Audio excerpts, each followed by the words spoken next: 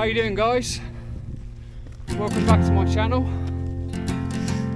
I'm in the heart of Wiltshire right now, and I've just come out of my way really to show you a particular spot, but right behind me there's something I want to show you guys, so catch you in a sec.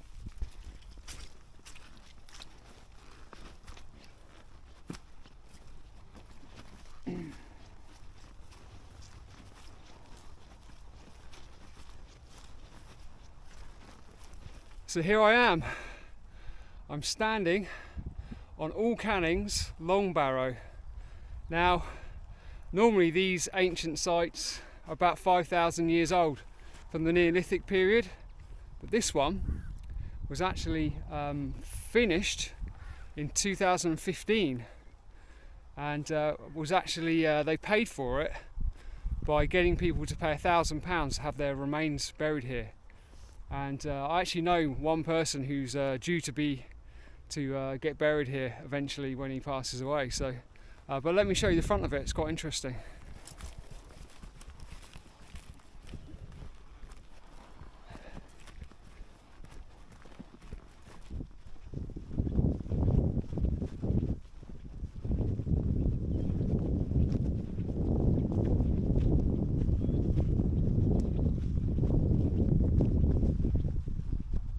So right guys, as I said, this is the front of the burial ground, and now this is in the style of a Neolithic burial ground, but as I said, it's only 10 years old.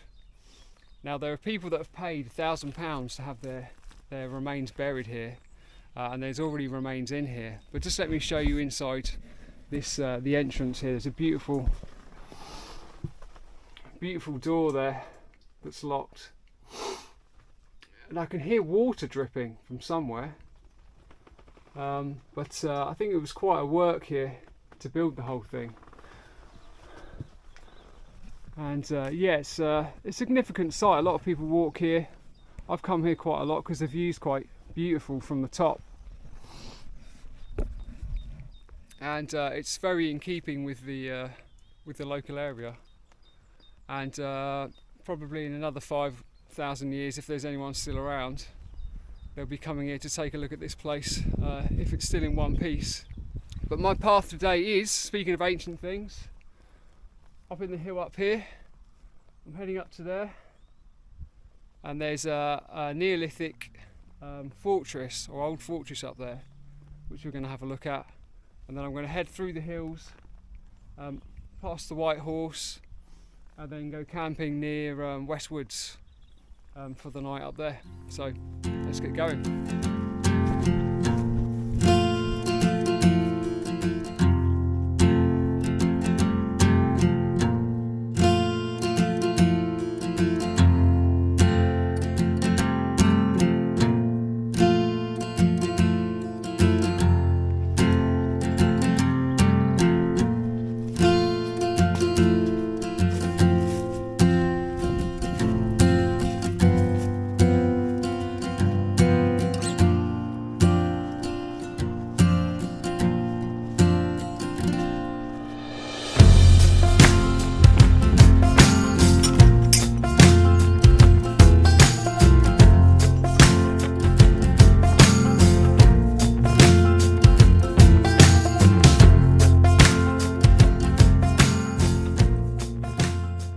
Say it's really beautiful just to get back to somewhere like this where there's no one around, and it's a really quiet area of the world here, whereas Bath is, as you can imagine, being a city, is just really busy.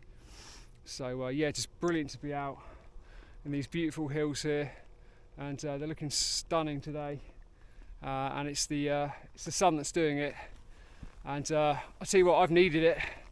It feels like it's been a long wet winter.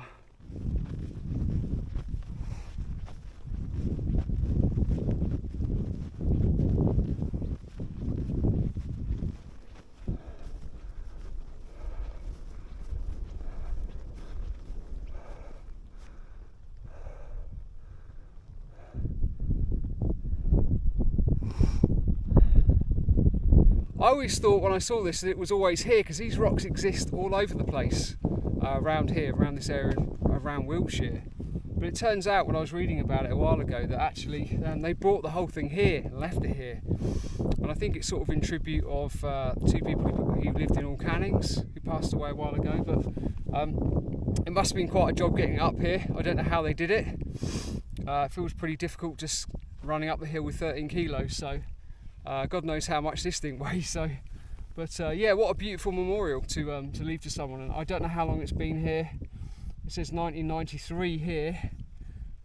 So that must have been maybe the early state. So here I am. I'm kind of waiting for the sun to come out, but I'm actually at the Neolithic or Iron Age 4. I'll have to check which one it is. But you can see, hopefully you can make out all this mounded earth behind me. There's like a path down here which goes all the way around the top. And apparently it was around being used up until at least 5,000 years ago.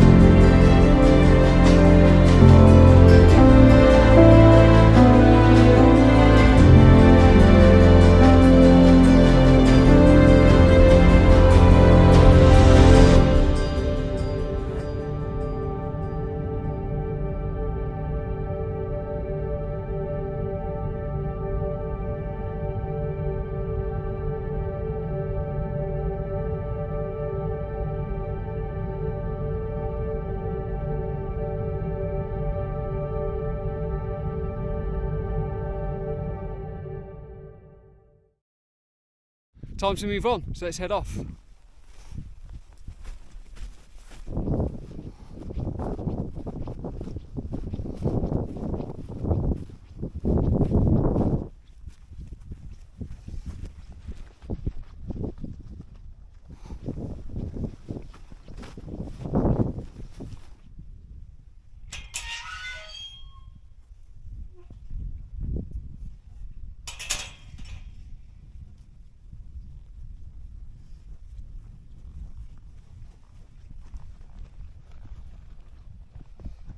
I've kind of personally named this Horseshoe Valley just because of the shape. But right on the other hill up there It's a great little camping spot, and in the evenings you can basically see the sun go down right over here, and me and a friend of mine use that quite a lot. It's really nice.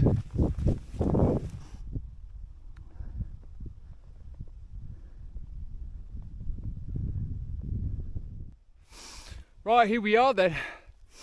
I'm standing on the Wansdyke Way in Wiltshire, and as you can see behind me, it runs off. It's like a dug out mound, so it's like a ditch here and it's extra high where I'm standing. Apparently some kind of a fortress, but it's become more like a pathway now. People use it just to walk along, and it stretches, you can see it, I don't know if you can catch it on the camera, but all the way along up to the horizon, and then over through the woods. It goes all the way to Marlborough, and then going back the other way behind me, it stretches all the way across the hills to Devizes.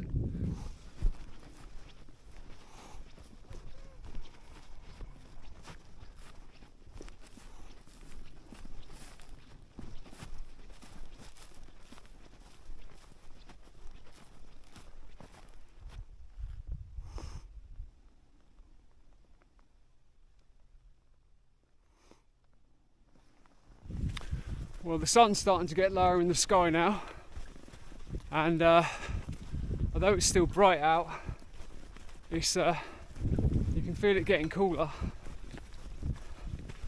And like I said, I think we're due. It's going to be -1, probably in the early hours of this morning. So there's a cow behind me. Look at these guys up in there. Where are you? There he is. Just looking at me. What the hell is this guy up to? I want to show you this shot of the fort that we were at earlier. You can see that. The sun's in the way. Yeah, it's not coming through. Yeah, I think I'm about to give these cows a scare in a minute. Let's have a look.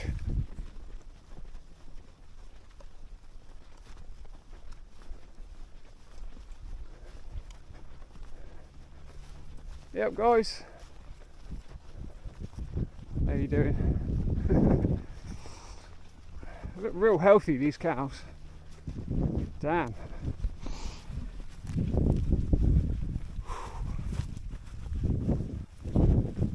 It's just the right temperature for hiking. But anyway, this is my path. I'm going to head on. I'll catch you up there. There you go, just so you can see what I'm talking about. Here's one of these stones just lying around here. God knows where it's come from, whether it's put there. I have actually heard that in the past, because of all these defences, these might have been used as markers. So people knew, like first marker, second marker, third marker, so they knew where invaders were coming in or something like that. So this may be a marker stone here. So yeah, but sometimes I get the feeling that these stones are just hanging around, you know, just been here for ages. So okay, you can see me now. So who knows? Yeah, it's a mystery, and there's plenty of those in Wiltshire, I must say that. So I've just been walking in the shadow because the sun had dipped behind the hill, but as you can see in front of me now, the Wansdyke Way stretches off into the distance and to the horizon on the hill up there. But you can see with the sun cutting across it, the mound and the ditch, and the contrast between the two. Yeah, it's a really beautiful piece of earthwork. It just snakes its way across Wiltshire, really. And whenever you go walking around here, you just find bits of it. You'll just come up upon it. So in the woods, and you won't realise you're actually on the Wansdyke Way. But yeah, it is a beautiful piece of well, historical architecture, I guess.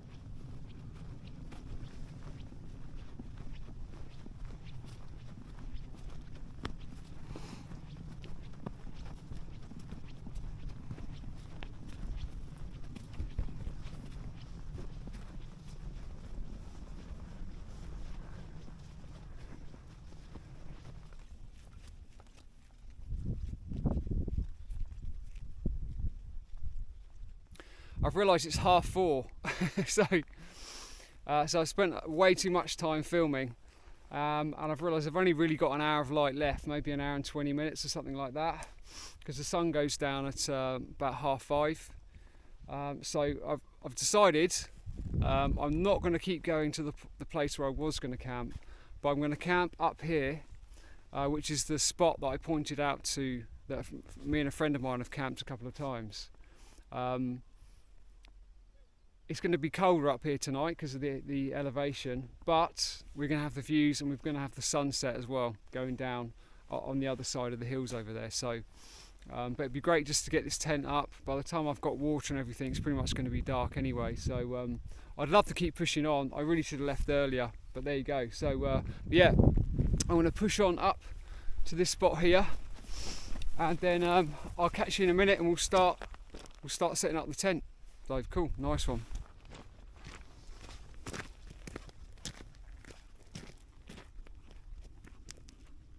Hey guys, so basically I'm in the valley now, top of the valley. Just over here is where I'm going to camp, but look behind me, it's glorious. Look at that. I'm not sure if we can pick that. Let me bring you in so I can see what's going on. Oh, look at that, that is just beautiful. Look at those clouds, that sun just bursting through there. Gorgeous. So I'm just going to keep on now to the spot where I'm going to camp. It's a couple of 100 yards away. I would have liked to have got to that camp spot that I was headed to, but it's got to be the same distance that I've already walked again. And it's taken me a couple of hours to do this bit. So unfortunately, as they say about the best laid plans, but I'm not at all worried, because with the sun out and the sunset and this glorious valley here, I've not got a problem with sitting in my chair and having a cup of tea looking at this at all. So looking forward to it.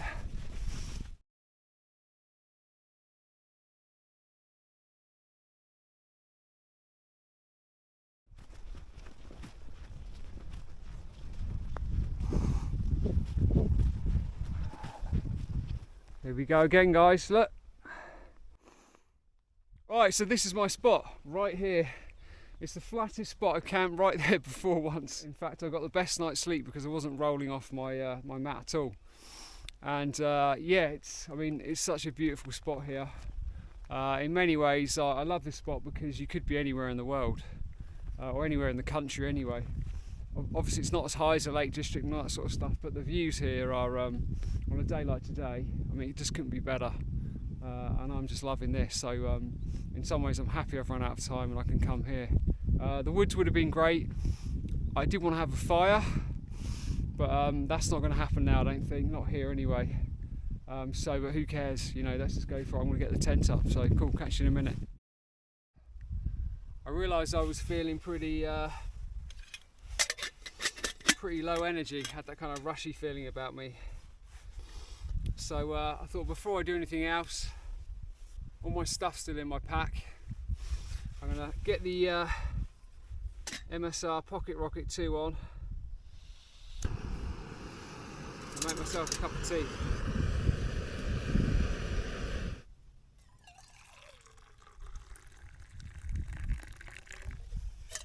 Man, I'm in need of some caffeine though. God damn, it's getting a bit late for me really. So check this out. I didn't think I'd ever get one of these, but I managed to find, to go with my titanium gear, or my titanium cutlery, I actually managed to find a titanium spoon. Can you believe it? And so it takes me from 15 grams for a normal stainless steel spoon down to, I think it's 7.5 to 8 grams. So, not that I'm a gram counter, of course, but I just wanted a titanium spoon to go with all my other titanium gear. It's just like, why wouldn't you do that, right? Why wouldn't you do that? So anyway, chin chin, guys. Oh man. So I'm just running down to get some water now. Look at the colour of that sunshine, my God. Oh, it's like healing. Wow. Just look at this again, look, if you can capture that. Oh, beautiful, gorgeous.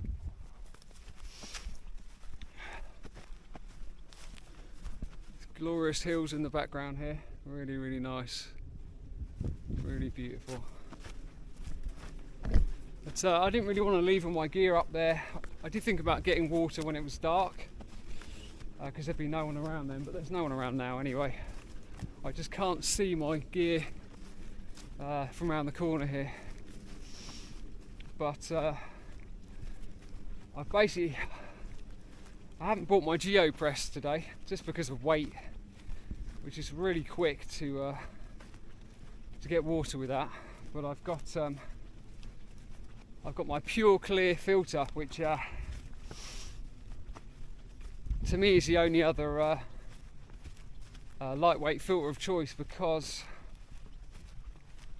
it does actually take out the viruses as well as bacteria and protozoa and all that sort of stuff, you know. So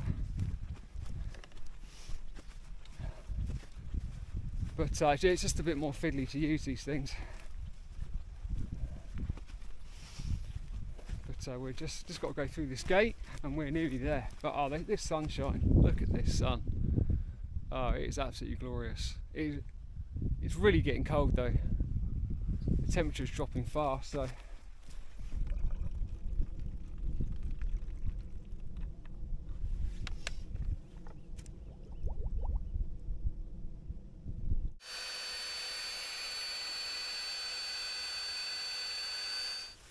So what I've done is I've taken my trousers off that I was wearing when I was out walking, because they're quite muddy.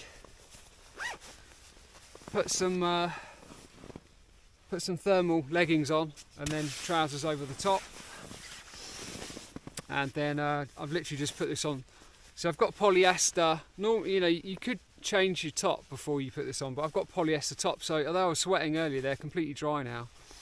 So so basically, I'm starting to feel like I'm warming up already, which is good. I didn't bring any. I've got some down boots, but I didn't bring them with me because once I'm in the tent and I'm kind of laying down and just chilling, I don't find that I need them that much unless it's really, really cold. You know, this is a really warm tent, 4 season, and sometimes some things like that can be a bit overkill. So, but I've got to say, it's amazing just how warm it is inside this tent, even with the door wide open. So I'm just going to, so I've got my woolly hat on as well.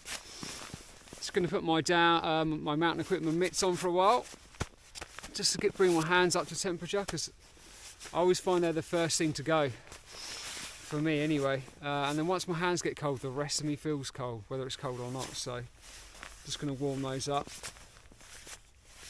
and yeah, and then I think it's going to be time for hot chocolate after that, which is my favourite thing, and then it'll be dinner in the dark. I think I'll cook dinner in the dark. But yeah, I'm pretty toasty now. Yeah, this is last light now, as you can see. I think the camera is actually making it look a lot lighter than it is, but yeah, it's going to be dark any minute. But there is not a cloud in the sky. There really isn't a cloud in the sky, like I can show you. Like, can you see a cloud up there? I certainly can't. So, well, okay, sorry, there's one or two over there. But right above me, which is you know, what counts, because all the cold air is going to be coming in from there. There is not a cloud at all. So yeah, I dare say it's definitely going to be -1 tonight without any trouble at all. I love, this is raw, basically raw cocoa powder, raw cacao powder. But yeah, damn, it's beautiful, it really is.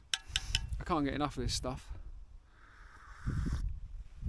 this is really the best time for me, like camping, being out, having with a cup of tea in my hands, in my easy chair, which is the Helinox ground chair, which I still think is the best chair. If you want a camping chair, it's got to be the ground chair, because you can get underneath a tarp with this, because you're not sitting up high. You can get under a tarp. I've sat in this tent on this chair without the pads blown up, because this is a metre high at the highest point. I've sat in there in this chair with a cup of tea in my hand, watching a movie on my phone, that was held up by like a little tripod, and it was just like, what? I might as well be at home. I'm so comfortable. It's crazy anyway. So so yeah, anyway, I'm in my easy chair, my camping easy chair, legs stretched out, leaning back, hills around me. I'm the only person about, hot chocolate in my hand, and the sun's going down, the stars are coming out as well, and you just think, wow, you know, what could be better? Been sat outside for a while, but it is actually getting cold now, and that gentle breeze is just cutting through me basically. So I'm going to basically try and get some dinner cooked. Doors open, still loads of fresh air coming in, but I think it's time for food, and yeah, I'll catch you after that. So yeah, temperature's dropping, as you can see.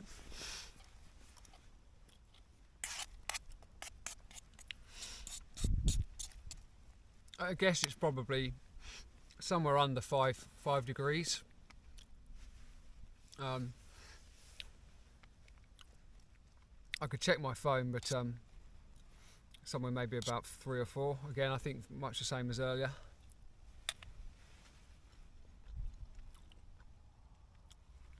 The morning is going to be absolutely stunning here though when the sun comes back up again. It's just going to light these hills up, so I'll try and get you some more footage of that tomorrow. Maybe get the drone up as well.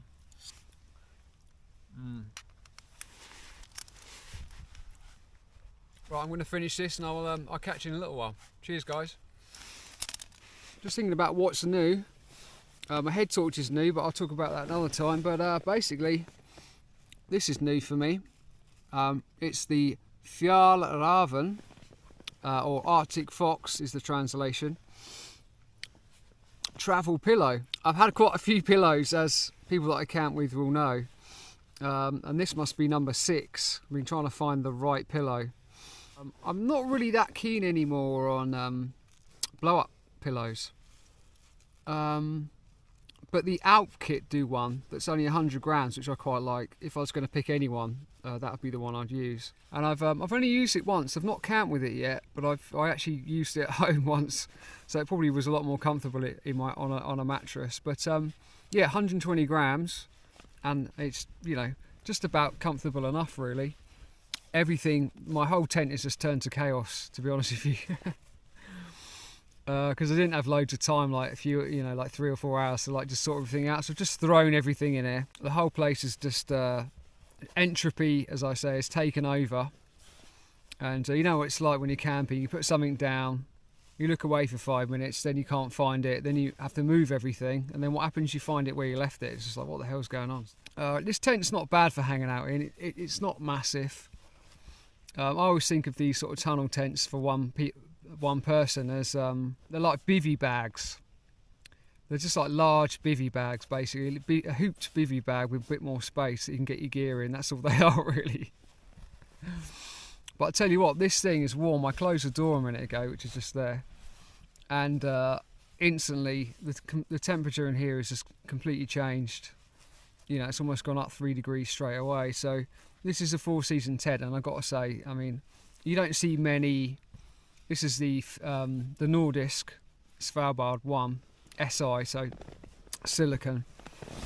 But you don't see many of them around, really. I don't know if they're that popular, but for the money, they are just a brilliant tent. I really like them, so maybe I'll do a review about it sometime. They're just not massive. And I suppose if you're a YouTuber, a lot of YouTubers like the double 2-man tents, give you more space, everything looks a bit more, you know, great or whatever. But Yeah, but these things, for the wind resistance, tested to 89 mile an hour,